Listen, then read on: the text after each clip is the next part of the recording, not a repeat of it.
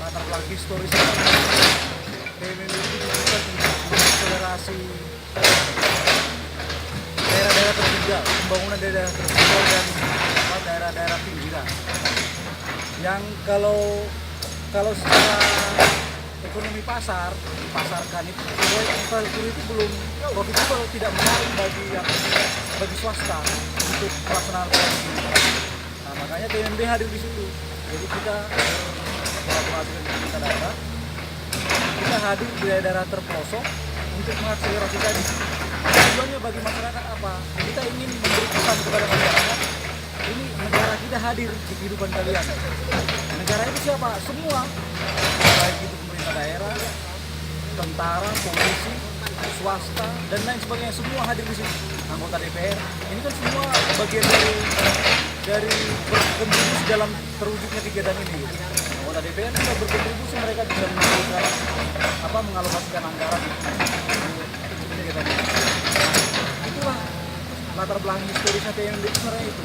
Jadi kita hadir di daerah-daerah yang terpelosok, terpinggirkan, dan belum mampu disentuh oleh kalau kegiatan-kegiatan fisik yang sifatnya reguler, pembangunan reguler. Disitulah kita hadir. Sehingga kita hadir di sini dan menyampaikan pesan tadi kepada masyarakat itu negara kita hadir di sini.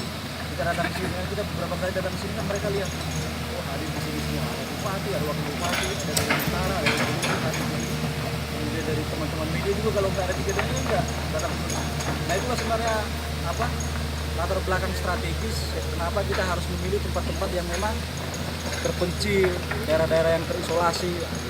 Kemudian yang kedua, kenapa bisa kita mewujudkan kegiatan fisik seperti ini dengan alokasi dana yang relatif terbatas. Nah disitulah TMMD itu hadirnya gitu.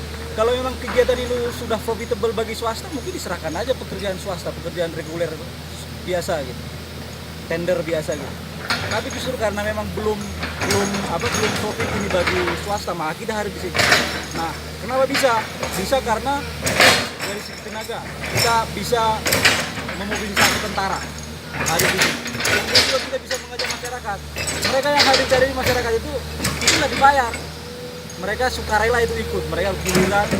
Jadi mereka giliran diatur sama kepala desa. Mereka giliran di situ untuk ya hadir di sini. Pada hari ini kita lihat sekian orang. Nah itulah yang mengakibatkan kenapa dengan pos yang seperti itu bisa kita proyek pekerjaan lebih besar daripada kalau memang ditenderkan di umum gitu. Nah itulah tujuan kenapa TMB itu hadir. Di situ dia hadirnya.